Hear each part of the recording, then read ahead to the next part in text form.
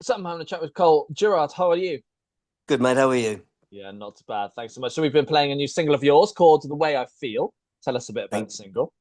Well, actually, the song was written quite a few years ago, but it was basically, I think, really, it's tantamount the same for today. I mean, sort of the lines about in the song saying, what's the use of going out protesting for the people when you haven't got a clue at all? Which I find a lot these days. All the protesters are very passionate and have a lot of feelings, but have no facts about what they're protesting about. So, which is good. I think they should be more factual and really understand what they're protesting about. I think the protest will go a lot better. But that aside, yeah, the song was originally written about that, but was written over 10 years ago. So I guess the same, what is old is new today, right? So. Yeah, yeah, absolutely. And is this the start of more new music to come? Oh yeah, mate. We've done. Well, I stopped doing music for a while. My sort of background was music originally, and then I stopped because I was broke, like all musicians, and went back to work all the dirty, filthy jobs I used to work. And then I started a business of my own, and that did all right. And then about 10 years ago, I was just hitting my 30s, and I said, right, it's time to go back to what I want to do. So I went on my motorcycle, went to Italy, went to film school, started making films. And then, luckily, about a year and a half ago, went back to music. Somebody took pity on me, a producer named Chris Potter. He used to work with, he's done a few Stones records and also does all the stuff with the Verve and Richard Ashcroft, a few other people. He's just a really, really, really super dude, really lovely guy. And he took pity on me, felt sorry for me, decided to do some tracks. So he did 12 tracks. We're actually going back in the studio again in May to do some more. And we haven't decided yet on an album release date because we're sort of talking to a few record companies at the moment at the same time too. So we'll see how it goes. Yeah, yeah, absolutely. And let's talk about the writing side of things, shall we? And tell me, how do the tracks normally start off for you? Normally music. I'm a really dyed in the wood. I mean, the entire record that we did was all done with musicians. So I'm a really musician fan. As I can see, you've got a guitar in the background there. Mhm. So hopefully I'm talking to the right person. I'd like to say yes, but sadly not. But you go on. Good one. So, yeah, usually music will come first. Sometimes I'll get a kernel of an idea lyric wise. I have to say, lyrics are my hard part for me because I've got so much music and I tend to write a lot of music, put it aside, and then bring lyrics to it later, which sometimes can be a bit of a mistake because those songs tend to sort of languish into the pot of non-recordable songs Mm. that tends to grow year by year. But sometimes I pull something out of the fire, get something that's been sitting there for a long time, put some lyrics to it, and I'm very happy. But normally, like what I would say, more than anything, I start with the music first. And how easy do you find it to write those lyrics and fit them to the music that you've created? That's the hard part for me.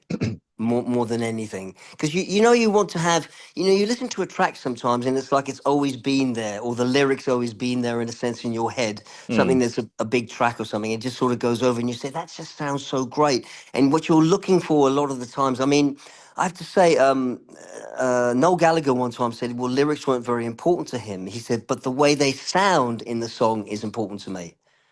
And I liked that, because sometimes, you don't always write everything that's supposed to have a lot of deep meaning to it. Mm. Sometimes it can just be a lot of, scat that goes in you throw as much of stuff in. But if it sounds great, it doesn't really matter, does it? No, no, absolutely. As long as the song sounds good, that's all that really matters to most people anyway. Yeah. And tell us about when you were in the studio, because I'm sure you get the demos done, but how do you then take it from that demo to the finished track?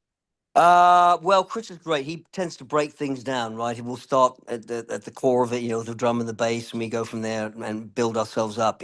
But in the studio, things can change, which is great. A couple of the tracks that we did for the record were just written on the fly. Some of the other songs I'd already written a few years ago, whatever, and brought them up, sort of getting them out of the catalog kind of thing, or my mental catalog of the songs I've got sitting there.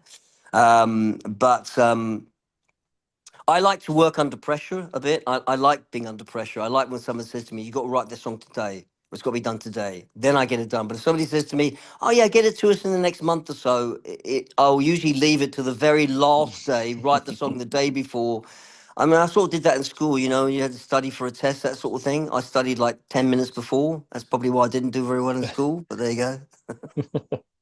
So No, my yeah. process tends to be, I mean, I like to break down the track and sort of start with the bass and drums, add this and add the layers on top of it bit by bit by bit, and then I can decide what I want to take away and what I want to leave in the track because I tend to be over. I put too much into a track sometimes, and that's what great about Chris Potter. He knows how to siphon down the track to the point, the parts of the track that you know that are the most important that really you really need in that Mm, track. That sort of no, thing. yeah, most definitely, most definitely. And I'm sure people want to see you doing some live shows. What's your plan? Yeah, we're working on that now. Going to get a band together in the next few months. We still haven't decided about the album release date yet because we're talking to some other people. So we're sort of putting that on hold in a sense. I might release a few more singles on top of that, anyways. So I'm looking to start going out and doing some touring come June or July. That's the goal, anyways. Hmm. But I need to find some people that want to spend some quality time with me. Yeah. Yeah, that's going to be a tricky bit, I'm sure. Well, no, I have Um, to say you guys were very supportive. I put out a track about 2 years ago called State of Grace, and you guys were super, super supportive of me, and I really appreciate that. Thank you. pleasure's all mine. What I say to most people when they say something like that is it's actually on you. If you write good music, I'm going to play it. So No, I thought you were going to say piss off. I think. no, no, no. Write good songs, I'm going to play them. So yeah, it's on you really. Well, do Um, appreciate that, mate. no, pleasure's all mine. But it'll be festival season as well.